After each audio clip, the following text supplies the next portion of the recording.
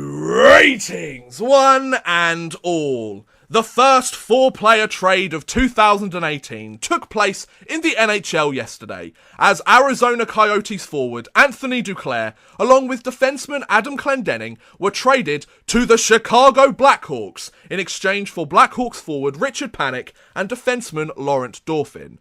The 22-year-old Duclair has 15 points, 9 goals and 6 assists in 33 games this season, and leaves the Arizona Coyotes having notched 74 points in 172 games since joining the Coyotes via the Keith Yandle trade from the New York Rangers on March 1st, 2015. Also, 25-year-old Clendening has 2 assists in 5 NHL games this season, but has spent most of the year in the AHL with Tuscan.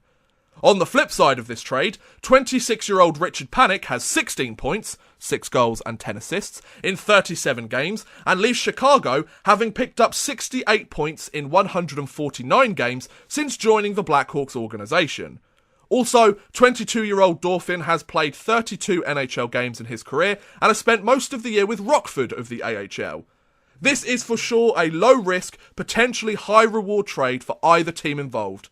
Both team gets a young 22-year-old player who have both yet to reach their full potential, one being more NHL ready than the other, Mr. Duclair, whilst both teams also pick up a mid-20-year-old player who struggles to produce consistently on an NHL roster, but can provide some depth experience to their new teams, or be left to help the AHL teams and help mentor the younger guys in the minors.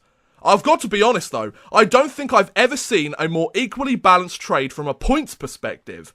Panik and Duclair have put up almost identical numbers in almost an identical amount of games with their most recent teams. But Duclair has the advantage of being 4 years younger than Richard Panik, so there is more of a chance for Duclair to grow as a player, increase his numbers in total, and reach the summit of his hockey talent. However, everyone always wants to pick a winner of each trade the moment they happen, and in terms of who I think won this trade, I think the Chicago Blackhawks are most likely to come out on top through this trade in the short term and also the long term, and here's why. Duclair is definitely the biggest talking point about this trade due to the complete nosedive his numbers have taken since his breakout 20-goal, 24-assist rookie season with the Coyotes in the 15-16 season. Duclair was rumoured to have requested a trade from the Coyotes a while ago because he wanted a fresh start on a new team, as his point production, or lack thereof, over the last few years in a struggling Coyotes system has been way down compared to his rookie numbers. Also, it was rumoured that Duclair wasn't too happy playing for an Arizona team that has been a consistent basement dweller in the league standings. Don't forget that Duclair was surprisingly sent down to the AHL last season because he wasn't playing well enough for the Coyotes roster, which could well have fueled the desire for a trade. I think it's safe to say the relationship between Anthony Duclair and the Coyotes management was pretty much beyond repair at this point, especially when you look at the Coyotes' place in the standings this year too, being once again a basement dweller.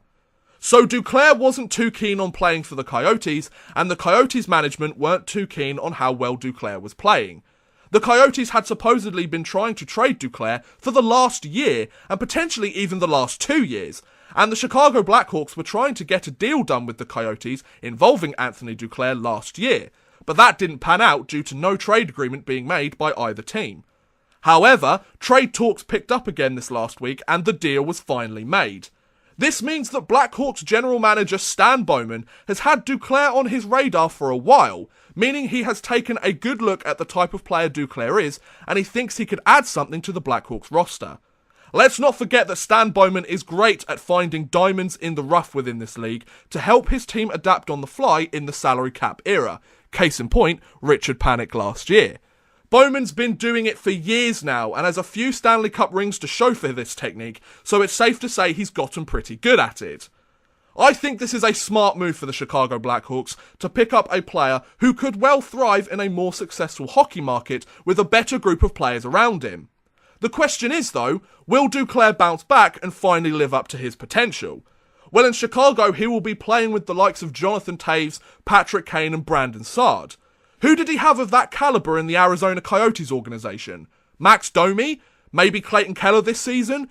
Even those two guys have been struggling at points this year. So compare the quality of players in Chicago to who he had in Arizona, and you can see that there is a definite possibility Duclair might finally find a home in the NHL with a better group of players around him and see his stats increase and see his stats thrive.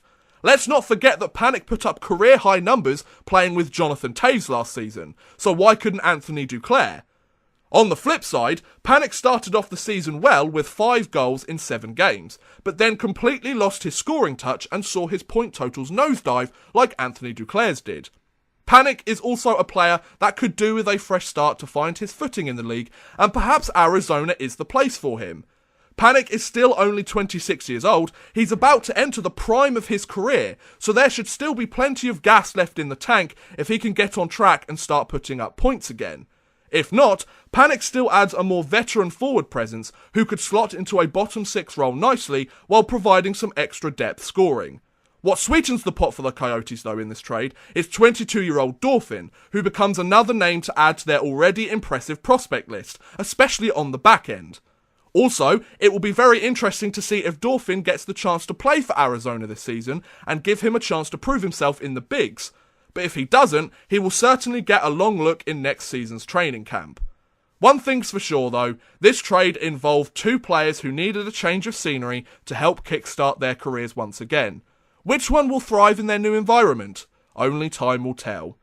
And there you go! What do you think about this trade? Is it good, bad, or do you wish either Duclair or Panik was traded to your favourite team?